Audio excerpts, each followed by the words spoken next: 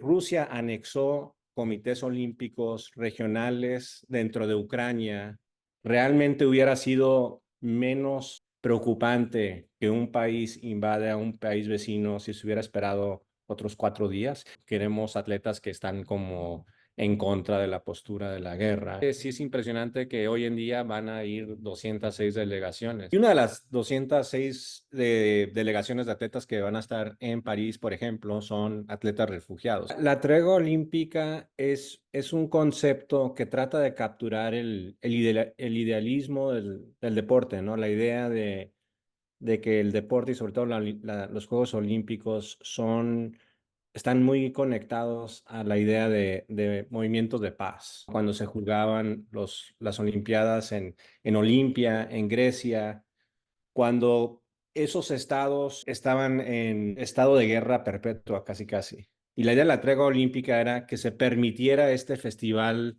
de atletismo. Realmente está muy ligado a la idea de un salvoconducto, de que puedas cruzar líneas de conflicto para ir a Olimpia con la seguridad de que pues no iban a capturar o tener de rehenes atletas de los otros estados del mundo clásico griego. Entonces, ese concepto, pues esas Olimpiadas clásicas como que dejan de ser, llega la era moderna, las Olimpiadas a fines del siglo XIX, principios del siglo XX, y Pierre de Coubertin, que es como el gran empresario, ¿no? de las Olimpiadas, en ese momento trata de darle como gran sentido a sus Juegos Olímpicos, ligándolo a toda esta mitología, a toda esta idealismo de las Olimpiadas, ¿no? Que no solamente sean como una competencia de atletismo, pero no es hasta los 90, cuando están las guerras en los Balcanes, cuando ya se concreta que la ONU pasa una resolución diciendo que va a haber una tregua olímpica, que durante un periodo, comenzando 7 días antes del comienzo de las Olimpiadas, de los Juegos Olímpicos, y hasta 7 días después de que se finalicen los Paralímpicos, va a haber esta tregua. En cierta parte es algo muy superficial, ¿no? Y lo vimos con la respuesta del Comité Olímpico Internacional luego de la invasión rusa a Ucrania en el 2022. Al comienzo, parte de las sanciones en contra del régimen de Putin eran usted, señor, y ustedes, Rusia, violaron esta tregua olímpica. Putin, si te acuerdas, estuvo en las Olimpiadas de Pekín, porque eran las Olimpiadas de invierno, pero la invasión sucede el 24 de febrero del 22. Putin estuvo como invitado de honor del régimen chino, presenciando las Olimpiadas. Yo creo que él tenía muy en mente que no quería eh, arruinar, por así decirlo, las Olimpiadas de su gran aliado China. Se esperó a que terminara la Olimpiada. La invasión pasa 4 días después de que termina la Olimpiada en Pekín. Ahora, realmente hubiera sido menos eh, eh, preocupante que un país invade a un país vecino si se hubiera esperado otros 4 días. Y en realidad también hay que decir que se le olvidó lo de los Paralímpicos, porque fue 4 días después de que terminara la Olimpiada, antes de que comenzara. Entonces realmente se hubiera tenido que esperar como otro mes, ¿no? Pero ahí empieza a verse como algo un poco absurdo, ¿no? De que, bueno, durante este periodo no hay que pelearnos, durante este otro periodo todo se vale, porque así eran en tiempos antiguos. Pero creo que una de las cosas fundamentales que vale resaltar es que este apego a la tregua olímpica y la idea de sancionar a Rusia por lo que Rusia ha cometido en contra del movimiento olímpico es una forma de limitar. Si tú eres Thomas Bach, el presidente del Comité Olímpico Internacional, esa es una forma de limitar la politización de los olímpicos en su mente, ¿no? Porque si empiezas a ser como el referee, tú como Comité Olímpico Internacional, de quién puede participar o quién no puede por algún conflicto, por otro conflicto, ese es un debate que nunca termina. Es lo que dijo la semana, creo, pasada en una conferencia de prensa. Y terminas, en vez de tener una Olimpiada con 206 delegaciones, que es lo que vamos a ver en París, con una Olimpiada donde pues nomás irán los escandinavos, no sé. Entonces, esa es una forma muy como legal, medio burocrática de decir, bueno, aquí estamos sancionando a Rusia porque cometió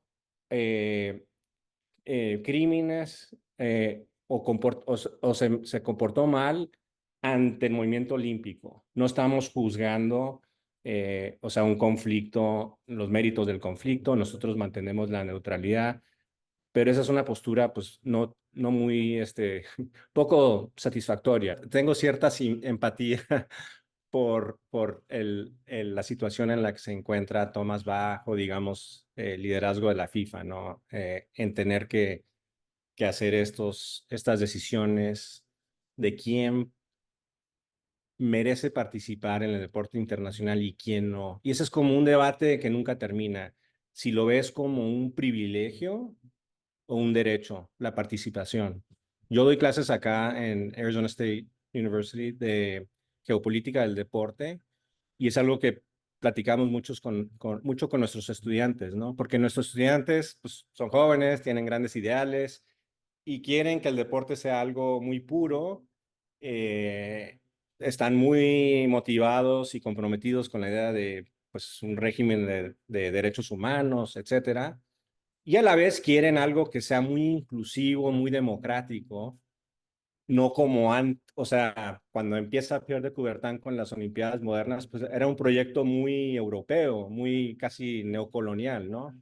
Y hay una tensión entre el querer tener una Olimpiada y que el deporte internacional sea netamente representativo de todos los rincones del mundo, y por otra parte querer que no haya nada de corrupción, que todo el mundo se apegue a los derechos humanos. Es la misma tensión que existe en una organización multilateral como la ONU. ¿Qué valores van a estar representados en la ONU o en el Comité Olímpico Internacional? Si decides que va a ser verdaderamente una institución democrática, donde cada país va a tener una voz, pues vas a tener representados los valores comunes, el común denominador de los miembros, ¿no?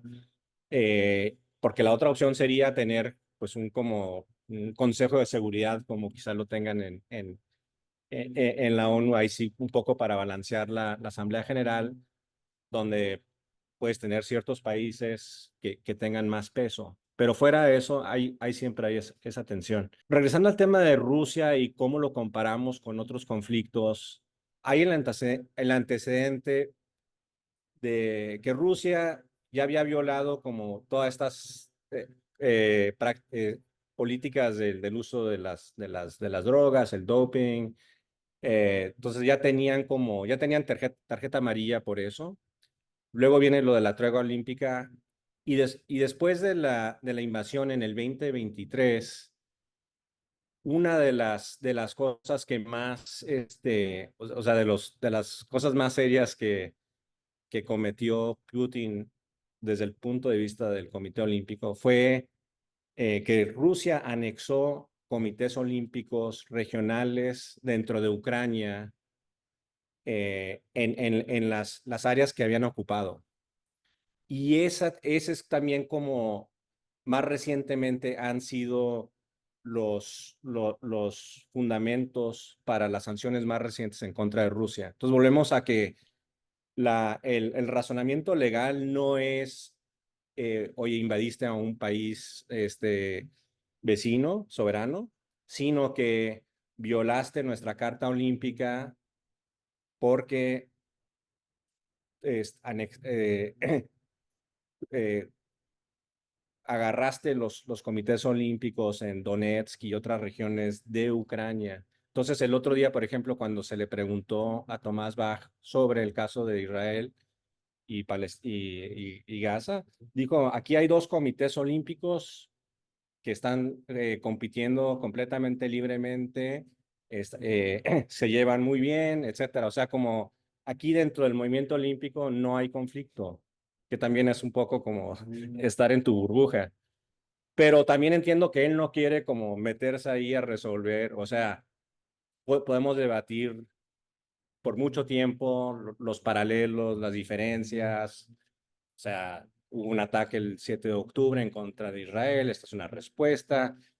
La respuesta parece que ha violado muchos derechos humanos, o sea, pero luego dices, bueno, y Irán que discrimina en contra de las mujeres. Ese es un debate que se ha dado muy fuerte dentro de FIFA, ¿no?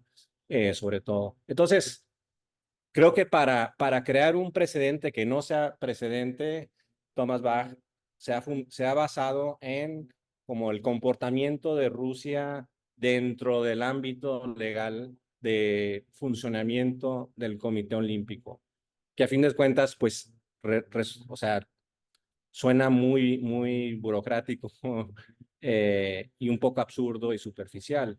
Toda la gente que dice que no debemos mezclar política con deporte, pues eso es como una fantasía. Todo en la vida, hasta cierto punto, es, es, es, es está influido por la política. Y el deporte internacional es algo que conmueve tanto a la gente que ningún régimen político no se va a querer aprovechar de esa plataforma.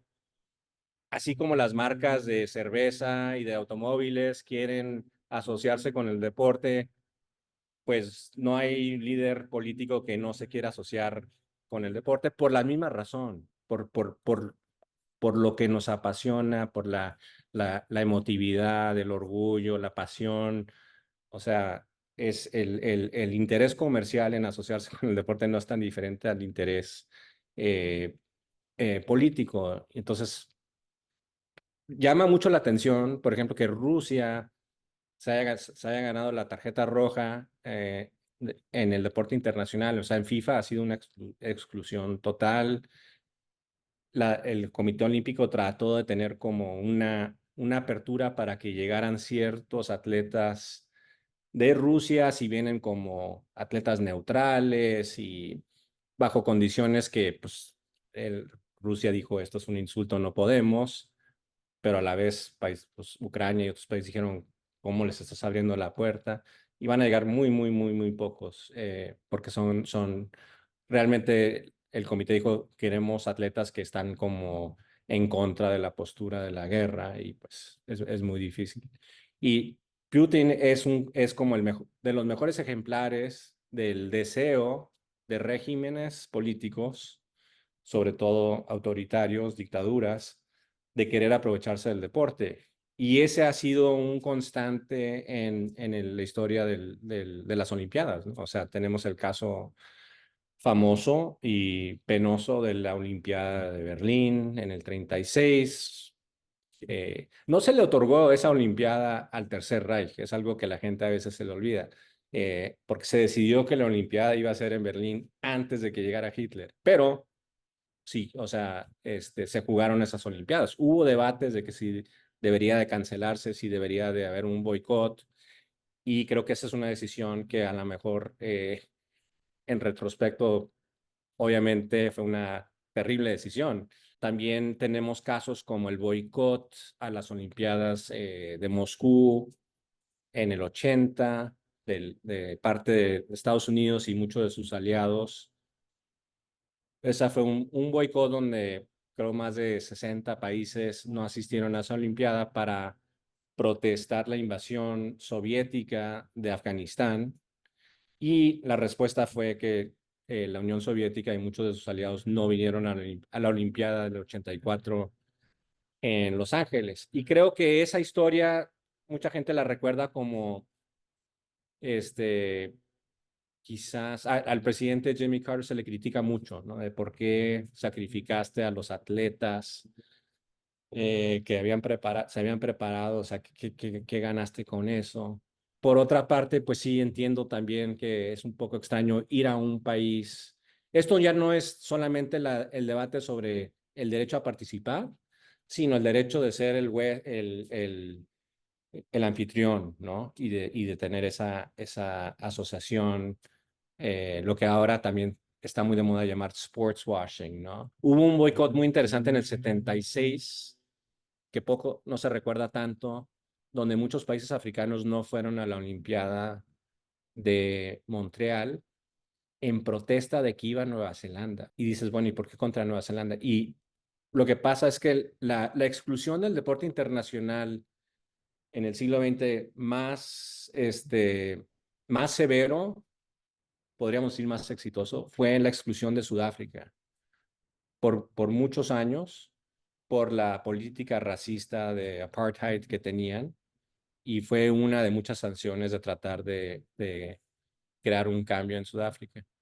Nueva Zelanda violó como esa exclusión total de Sudáfrica en el deporte, invitando al equipo de Sudáfrica de rugby a un torneo, no me acuerdo exactamente los detalles, en Nueva Zelanda.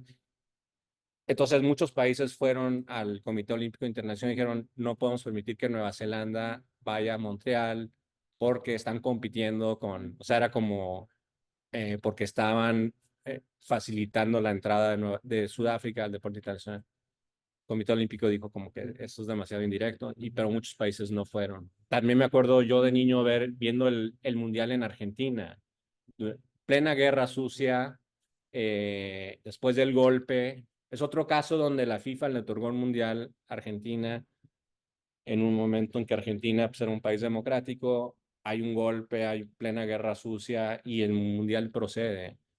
Y también, pues, esos son casos donde dices, hijo, a lo mejor habría que repensar esa decisión igual que la del 36. Pero dónde pones la línea es muy difícil, ¿no? Porque luego después, y se debatió mucho el Mundial en Qatar, puedes debatir si China debería ser anfitrión de una Olimpiada, porque pues no es una democracia como la pensamos en nuestra cultura, pero luego ¿a poco vas a decir que el país más grande del mundo no debe de participar en el deporte? Entonces, son debates bastante incómodos y realmente a pesar de todo el ruido que ha habido alrededor de Rusia y Ucrania y que si Israel va o no va, pues realmente sí es impresionante que hoy en día van a ir 206 delegaciones a pesar de todo esto. Y creo que en parte una de las lecciones de la historia es que sí,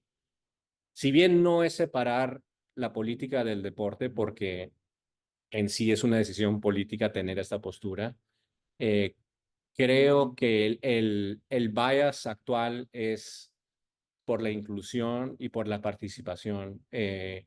Pero Rusia era un caso como que ya le dio demasiadas, como decimos, they tested that too much.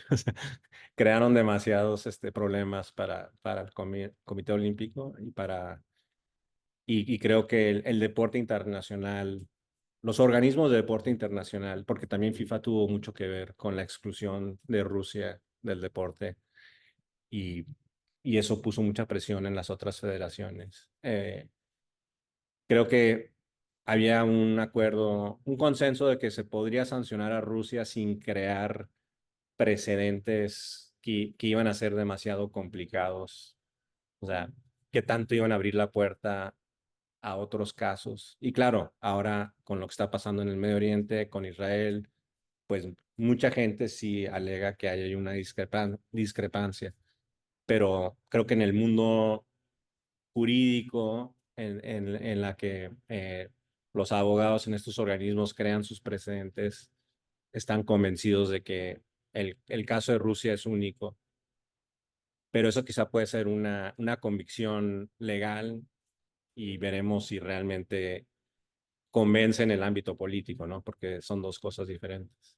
¿Quién va a competir en París? ¿Compiten países o compiten atletas? Y si y lees la Carta Olímpica, creo que es el artículo 5, dice explícitamente que las Olimpiadas son un lugar donde compiten atletas y no países. Y Thomas Bach, el presidente del Comité Olímpico Internacional, recientemente volvió a reiterar, cuando estaban preguntando de todo esto, que en las Olimpiadas compiten atletas, no compiten países. Y eso es muy diferente al contexto, por ejemplo, del otro gran evento global deportivo, los mundiales de FIFA. Ahí no hay confusión, compiten países, ¿verdad? Pero, y esa fue parte de la justificación de tratar de crear ciertas condiciones donde podrían llegar atletas de Rusia sin representar a Rusia, que pues, también es algo un poco curioso. Y una de las 206 delegaciones de atletas que van a estar en París, por ejemplo, son atletas refugiados, que también es como otra forma de reconocer que son competencias para los atletas y no para los países. Ahora, ¿por qué digo que es una tensión? Porque el Comité Olímpico Internacional nos puede repetir a diario que esta es una competencia de atletas y no de países, pero ¿en qué nos enfocamos nosotros como aficionados? Nos enfocamos en el tablero de medallas, donde vemos si Estados Unidos o China ha ganado más medallas o cómo va México comparado con Brasil o qué sé yo, ¿no? Y eso es desde las Olimpiadas de principios del siglo XX, cuando los medios empezaban a cubrir este festival que había inventado o reinventado Pierre de Coubertin. eh, los organizadores decían, no, no se fijen en eso no se trata de nacionalismos, pero en realidad desde sus comienzos, y aquí es donde el deporte y el nacionalismo están muy ligados, y también pues eso conlleva todo el tema político, pero desde los comienzos en el siglo XX, la afición, por ejemplo, en Estados Unidos estaba muy enfocada en cómo les iba comparación con los británicos, que en su momento pues todavía eran como la gran potencia mundial.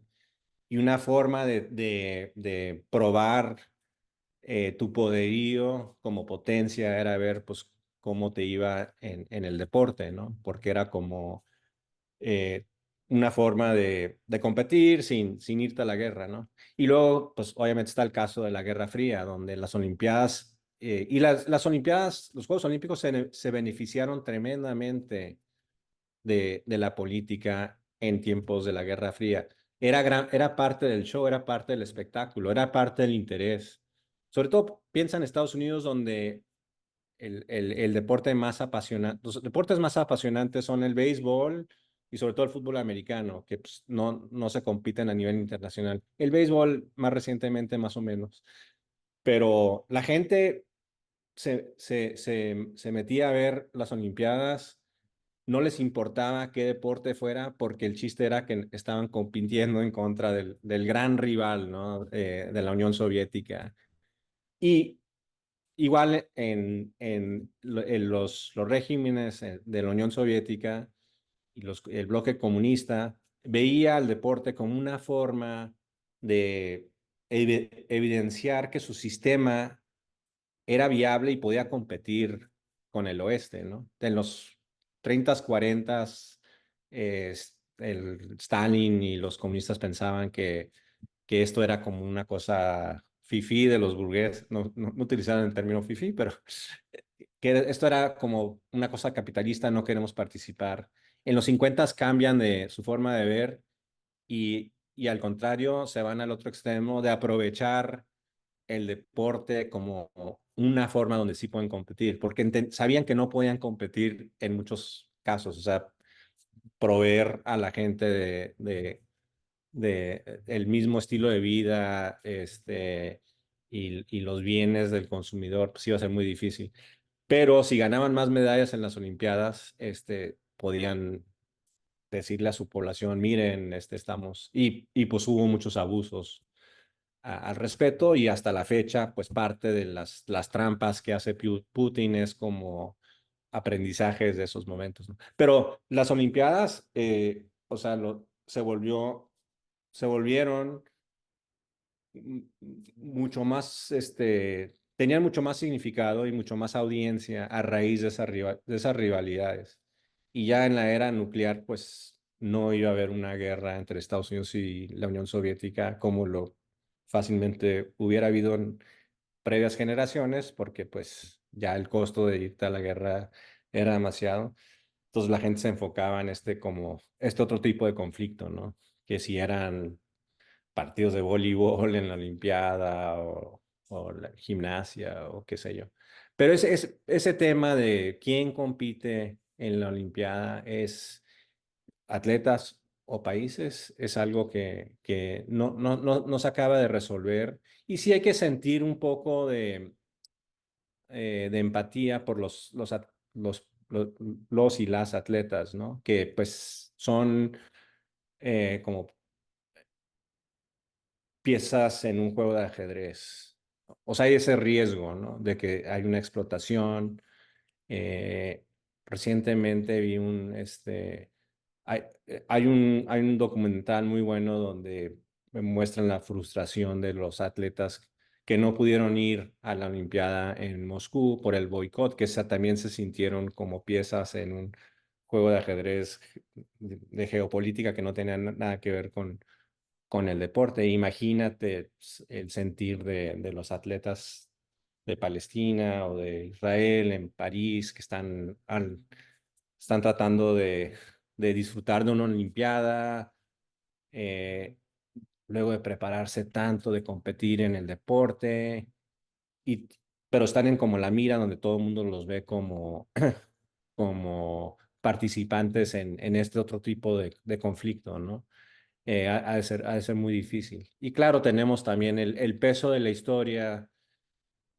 Hay que recordar que la peor tragedia en la historia de las Olimpiadas fue la masacre de los atletas israelíes en la Olimpiada de Múnich en el 1972, que a cierta parte pues también está conectado con el mismo conflicto en esa parte del mundo que no se ha resuelto. Entonces, y es paradójico porque la Olimpiada del 72 tuvo muy poca seguridad y tuvo muy poca seguridad porque el gobierno de la República Federal Alemana quería mostrar otra cara al mundo y mostrar que no eran la misma Alemania que había tenido la Olimpiada en el 36 con el régimen militarista nazi, ¿no?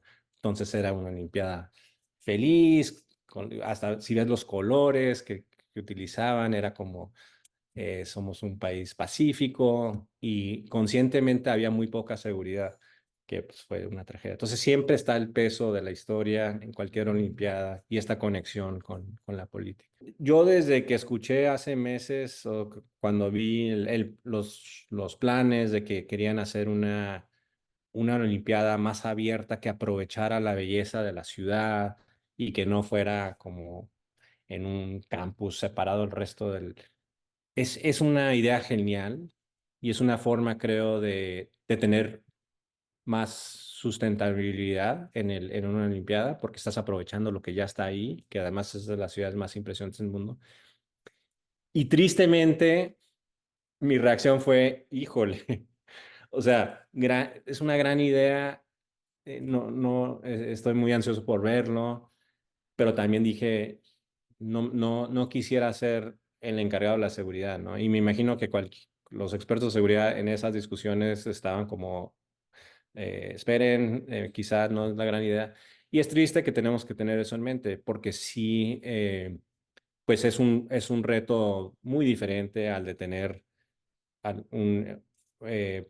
que proveer seguridad en un campus que está cerrado, donde puedes facilitar, o sea, tener la seguridad en el acceso, ¿no? Si es toda la ciudad. Entonces, sí tengo los dedos cruzados, espero que no haya nada grave. O sea, no hace tanto hubo esa explosión en la Olimpiada en Atlanta, ¿te acuerdas? Pero ahora con todos estos conflictos que hay en el mundo, sí, y además París también tiene su historia reciente de atentados terroristas y de muchas protestas. Entonces puede haber toda una serie de cosas.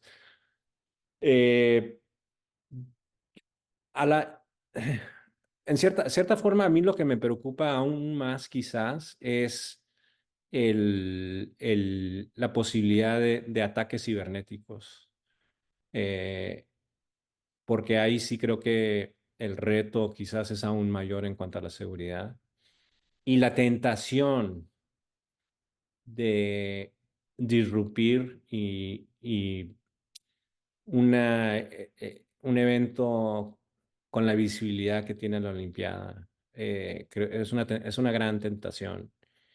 Y cuando ves a los actores involucrados en algunos de estos conflictos de los que hemos estado hablando y que además se sienten víctimas de este Comité Olímpico y del movimiento olímpico, pues esa tentación es aún mayor porque sabemos que Rusia es de los actores en el mundo que tiene más habilidad en cuanto a la guerra cibernética. La posibilidad de que hayan ataques cibernéticos por organizaciones que están disque no conectados con el Estado, pero que luego, un poco como lo que vimos en las elecciones en Estados Unidos en el 16 con la desinformación, pero sí puede haber cosas más severas que interrumpen a los Juegos Olímpicos.